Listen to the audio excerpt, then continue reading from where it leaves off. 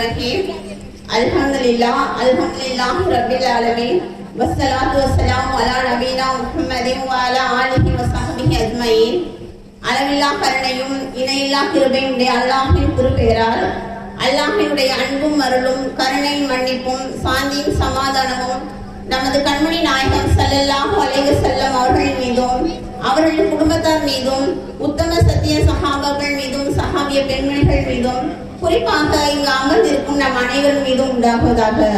கண்ணியமிக்க தாய்மார்களே, நிர்வாகிகளே, உங்கள் அனைவருக்கும் அஸ்ஸலாமு அலைக்கும் வரஹ்மத்துல்லாஹி வபரகாத்துஹு. அல்லாஹ் ரப்பல் ஆலமீன் நம்ம அனைவரையுமே இந்த புனிதமான ரபியுல் அவல் மாசத்துல அல்லாஹ் தஆலா நம்மள ஒன்று கூடியிருக்கான். அல்ஹம்துலில்லாஹ். நபி ஸல்லல்லாஹு அலைஹி வஸல்லம் அவங்களை பத்தி பேசணும்னா அந்த ஒரு மணி நேரமோ 2 மணி நேரமோ நம்மளுக்கு பத்தவே பத்தாது. ஏன்னா நபி ஸல்லல்லாஹு அலைஹி வஸல்லம் அவங்களை அல்லாஹ் தஆலா அகிலங்களுக்கு ஒரு அற்புடைய அனுப்புவது மட்டும் இல்லாம ஒவ்வொரு நபிமார்களுக்கும் ஒவ்வொரு குணத்தை அல்லாஹ் வச்சிருந்தான்.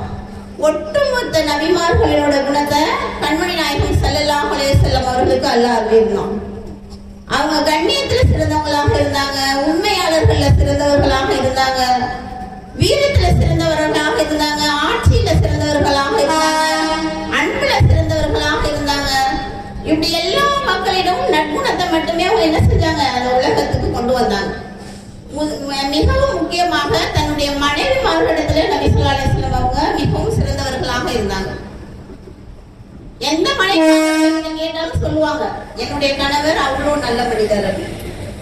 யாருமே என்ன செய்ய மாட்டாங்க. 11 மனைவிமார்களுமே நபி ஸல்லல்லாஹு அலைஹி வஸல்லம் அவங்க வந்து புகழக்கூடியவர்களாக இருந்தாங்க. என்னுடைய கணவர் என்கிட்ட தான் அன்பா இருப்பாங்க, அவங்க ஒருத்தர் சொல்லுவாங்க, இன்னொருத்தவங்க சொல்லுவாங்க என்கிட்ட தான் மிகவும் அன்பாக இருப்பாங்கன்னு சொல்லுவாங்க.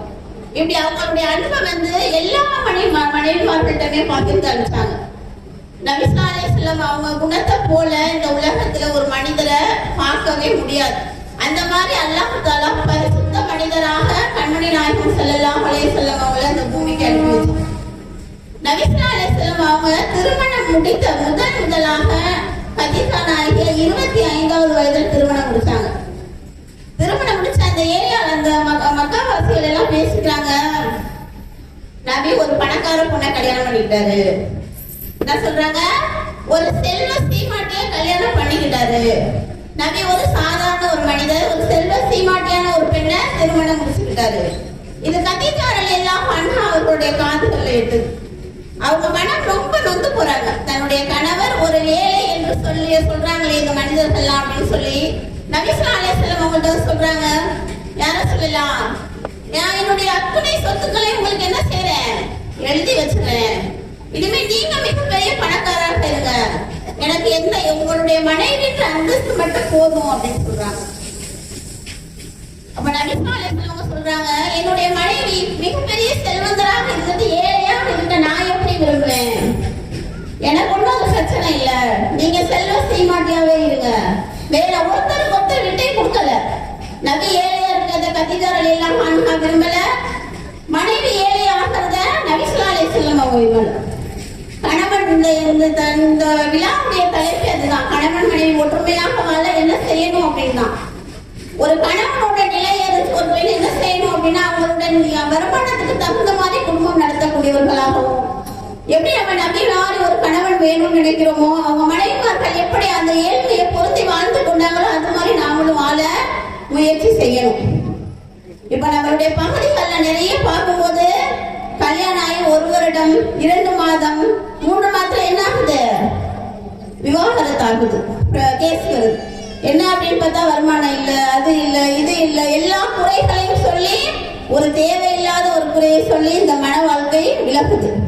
அல்லாஹ் ரப்பல் ஆலமீன் நம்ம அனைவரையுமே பாதுகாக்கும். கதீஜா ரலியல்லாஹு அன்ஹா தன்னுடைய கணவருக்கு ஒரு ஊற்றுகோலாக இருந்தாங்க. ஒரு தடவை சொல்றாங்க, நபி ஸல்லல்லாஹு அலைஹி வஸல்லம் கதீஜா ரலியல்லாஹு அன்ஹா அவங்கள்ட்ட சொல்றாங்க, என் மனம் தனிமையை விரும்புது, நான் எங்கேயாவது ஒரு மலையில போய் தனிமையா இருந்துட்டு வரேன் அப்படின்னு சொல்றாங்க. கதீஜா ரலியல்லாஹு அன்ஹா உடனே சொல்றாங்க, போயிட்டு வாங்க, உங்களுக்கு என்ன விருப்பமோ அதை செய்யுங்க அப்படின்னு சொல்லி அனுப்பி வைக்கிறாங்க. ஹிரா குகையில நபி ஸல்லல்லாஹு அலைஹி வஸல்லம் அவங்க தனிமையில் அல்லாஹ்வை தியானம் செஞ்சு கொண்டிருக்கப்ப அல்லாஹ்விடமிருந்து முதலாக வகி வருது.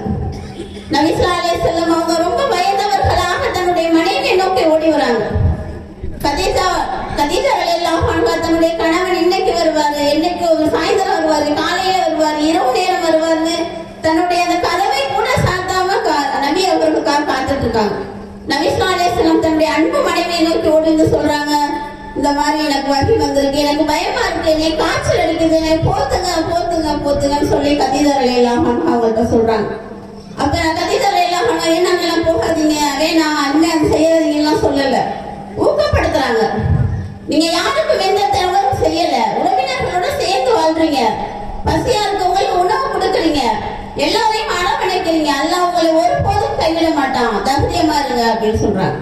அந்த வார்த்தை தான் நபி ஸல்லல்லாஹு அலைஹி வஸல்லம் அவங்களுக்கு ஒரு ஊன்றுகோலாக இருந்துச்சு. தெளிவடைச்சாங்க, காய்ச்சல் குறைஞ்சது. அவங்க அவ்வளோ நபி ஸல்லல்லாஹு அலைஹி வஸல்லம் அவங்க கதீஜா ரலியல்லாஹு அன்ஹா அந்த கொடுத்த ஊக்கமும் ஆக்கமும் அவர்களை எழுத்து இருந்துச்சு. அவங்க அந்த பயத்தில் இருந்தும் காய்ச்சலில் இருந்தும் அவங்க என்ன செஞ்சாங்க, ரிலாக்ஸ் ஆனாங்க.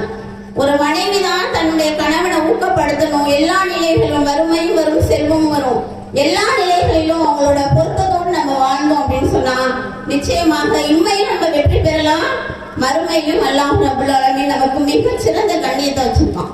நபி ஸல்லல்லாஹு அலைஹி வஸல்லம் சொல்றாங்க, உங்களுடைய கணவன் மூலமா தான் உங்களுக்கு சொர்க்கமும் இருக்கு, உங்களுக்கு நரகமும் இருக்கு அப்படின்னு சொல்றாங்க.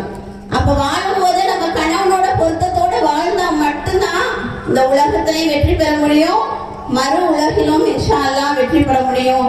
அல்லாஹ் ரப்பல் ஆலமீன் கணவனின் பொருத்தத்தோடு வாழ்ந்து மறுமை நோக்கமாகிய ஜன்னத்துல் ஃபிர்தௌஸை அடையக்கூடிய பாக்கியத்தை அல்லாஹ் ரப்பல் ஆலமீன் நம் அனைவருக்கும் தந்தருள் புரிவானாக என்று கூறி இந்த நல்ல வாய்ப்பை அழகிய காலை மில்லத் மதரசா நிர்வாகிகள் அனைவருக்கும் நன்றி கூறி என்னுடைய உரையை முடிக்கிறேன். அஸ்ஸலாமு அலைக்கும் வரஹ்மத்துல்லாஹி வபரகாத்துஹு.